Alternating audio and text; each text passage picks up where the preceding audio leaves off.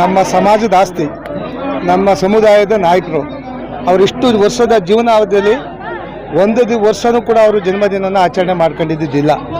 ನಾವುಗಳು ಕರ್ನಾಟಕ ರಾಜ್ಯ ಸಂವಿಧಾನ ಬಳಗದ ವತಿಯಿಂದ, ಸುನಿಲ್ ಬೋಸ್ ಅವರ ಅಭಿಮಾನಿಗಳ ವತಿಯಿಂದ ಅವ್ರನ್ನ ಒತ್ತಾಯ ಮಾಡಿದ್ವಿ. ಇವತ್ತಿನ ಕಾಲಘಟ್ಟಕ್ಕೆ ಇವೆಲ್ಲ ಅವಶ್ಯಕತೆ ಇದೆ ಅಣ್ಣ, ನಿಮ್ಮಿಂದ ನಾವು ಬೆಳಕಿಗೆ ಬರ್ತೀವಿ, ಪ್ರಚಾರಕ್ಕೆ ಬರ್ತೀವಿ, ನಾವು ಸಮಾಜಮುಖಿ ಕೆಲಸ ಮಾಡ್ತೀವಿ. ಈ BBMP ಅವ್ರಿಗೆಲ್ಲ ಬಟ್ಟೆ ವಿತರಣೆ ಮಾಡ್ತೀವಿ, ಮತ್ತು ದಿನಸಿ ಕಿಟ್ ಕೊಡಬೇಕು, ಅಂದ್ರ ಶಾಲೆಗೆ ಮತ್ತು ಅಂಗವಿಕಲ ಮಕ್ಕಳಿಗೆ ಬಟ್ಟೆ ವಿತರಣೆ ಮತ್ತು ಹಣ್ಣು ಹಂಪಲ ಕೊಡ್ತಿದ್ದೀವಿ.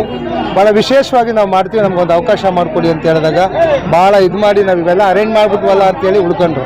ಅದಕ್ಕೆ ನಾವು ಸಾಹೇಬ್ರಿಗೆ ಆಭಾರಿಯಾಗಿದ್ದೀವಿ. ಇವತ್ತು ವಿಶೇಷವಾಗಿ ಅಲ್ಲಿ 2 ಮಾವಿನ ಮರಗಳಿದ್ವು, ಹಳೆ ಮರ, ಅದನ್ನು ತೆಗಿಸಿ ಅದು ಹೋಗಿದ್ವು.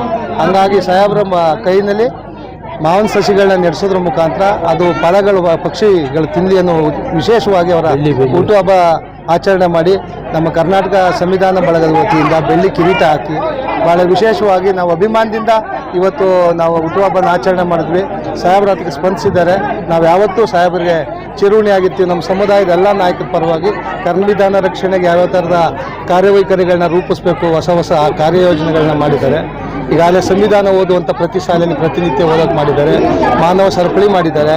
ಈಗ ನಮ್ಮ ಕರ್ನಾಟಕ ರಾಜ್ಯ ಸಂವಿಧಾನ ಬಳಗ ಇವತ್ತು ಅವರ ಹುಟ್ಟುಹಬ್ಬದ ದಿವಸ ಒಂದು ಚಿನ್ನದ ಪುತ್ಥಳಿಯನ್ನು, ಬಾಬಾ ಸಾಹೇಬ್ರ ಚಿನ್ನದ ಪುತ್ಥಳಿಯನ್ನು ಬರುವ 135ನೇ ವರ್ಷದ ಜನ್ಮದಿನಾಚರಣೆಗೆ ಸರ್ಕಾರಕ್ಕೆ ಸಮರ್ಪಿಸಬೇಕು ಅಂತ ಇವಾಗ ಅನೌನ್ಸ್ ಮಾಡ್ತೀವಿ. ನಾವು ಮಾದೇವಪ್ಪರು ಮತ್ತು ನಮ್ಮ ಪರಮೇಶ್ವರ್ ಸಾಹೇಬರು ಚಾಲನೆ ಕೊಡ್ತಾರೆ. ಹಾಗಾಗಿ ಪ್ರಿಯಾಂಕಾ ಸಾಹೇಬರು ಎಲ್ಲ ಪಕ್ಷಾತೀತವಾಗಿ ನಾವು ಎಲ್ಲ ನಮ್ಮ ಸಮುದಾಯದ ಶಾಸಕರು, ಸಚಿವರುಗಳನ್ನ ಕರೆಸಿ ಅದನ್ನು